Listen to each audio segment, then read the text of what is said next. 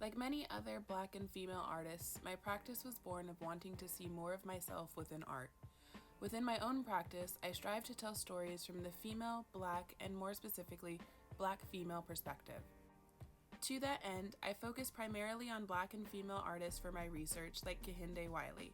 This Black American painter took his yearning for seeing himself in the art of the old masters quite literally by appropriating poses and compositions of classical paintings and inserting modern Black subjects into the place of the originals. In terms of my more academic research, I set out to read race and feminist theory by Black and female authors, like Stuart Hall and Bell Hooks, whose writings on Black feminism and the practiced racial hierarchy within America inspired this painting. In Hooks's writings, as well as my own personal experiences, dismantling the stereotype of the strong Black woman is one of the most constant battles, as Hooks noted here.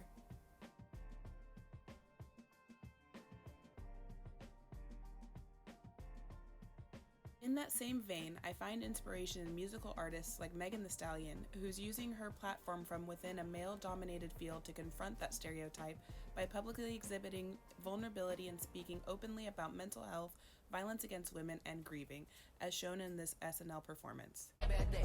If I could write a letter to heaven, I would tell my mama that I should have been listening, and I would tell her story that I really been wildin', and that's what she give me 'cause I really been trying. And nowadays, please show me who been real, and get them from around me if they all been fake. It's crazy how I say the same prayer to the Lord, and I always get surprised about who he take. Man. I found that a big part of authentic representation involved confronting ugly truths and doing the necessary work to heal from those realities. This quote from actress Evan Rachel Woods' testimony about her grooming experience with the famous musician as a young girl inspired me to begin a piece around my own grooming experience as a teenager. I felt this is an important topic as it addresses how within Hollywood society and even art history, grooming practices and other forms of violence against women are often romanticized or dismissed. Furthering my inspiration taken from Hollywood, I used film noir posters as inspiration for my color palette and composition of this piece, as they too deal in toxic love, violence, and criminal acts. Beginning this piece has led me to further my research into studies regarding the Black female experience in childhood and adolescence, including the adultification and sexualization of Black female children. When dealing with such heavy subject matter, my practice began to include more meditating, journaling, and self-reflection to keep myself centered. I took a page from the book of Grace Indira, who I researched for my first year essay. Indira involves shamanistic practices within her art practice in efforts to heal the museum spaces she believes are out of touch with their audience's life experiences.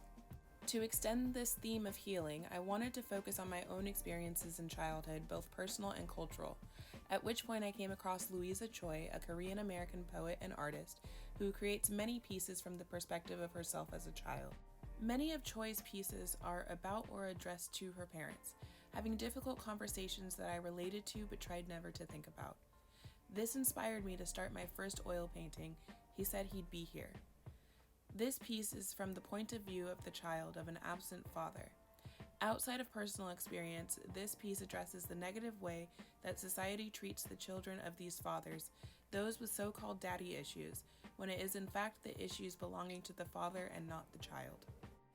In my previous painting, Their Golden Rule, I chose a serious gray-blue background to convey this idea of tradition and a lack of warmth, whereas this piece I based in shades of ultramarine to capture an overall feeling of coldness and loneliness.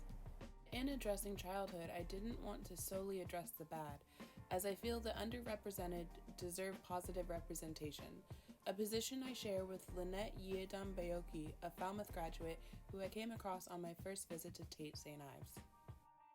In thinking about the more cultural memories of childhood, I focused on the memory of Sunday mornings in a dining room chair at the stove, getting my hair done and often being burned by hot combs and curlers. I began thinking about the idea of beauty being pain and beauty as a scarification ritual or coming-of-age ceremony. I connected this to the work of Peter Alex Edoko, who makes photorealistic portraits using fire and razor blades on wood. Rather than full scenes, I found my childhood memories to be small snapshots of specific objects, smells, sounds, feelings, and actions. So I decided to create work that spotlighted these specific bits and pieces of my memory. At this point, I wanted to take my generally 2D practice towards more three-dimensional work, which led me to New Zealand artist Hannah Jensen. Jensen is known for her detailed images created by carving layers of acrylic painting. Because Jensen's method of paint layering can take up to 6 weeks to prep a canvas for, I decided to channel this technique inspiration into my first attempts at linocut printing. I developed an instant love for the linocut process with this first print, and began to think of ways to incorporate this print into other works and further prints to make around my childhood memories. Inspired by this photo of a beauty salon in the 1960s or 70s by Raphael Albert, I started a digital mock-up of a work around the experience of a beauty salon, using my print in a repeating pattern as a wallpaper. I liked the idea of the beauty salon being a sort of sacred space for women to bond with other women and explore their identity and self-expression. I find that these conversations around beauty, fashion, and identity are ever relevant in a patriarchal society that deeply ingrains our looks and way we present ourselves into the foundations of the female experience.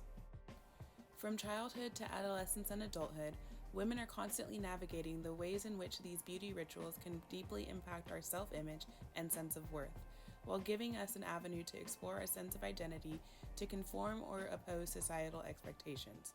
It is this duality of the intimacy of a shared experience versus celebration of individuality that captures the multifaceted nature of what it means to be a woman.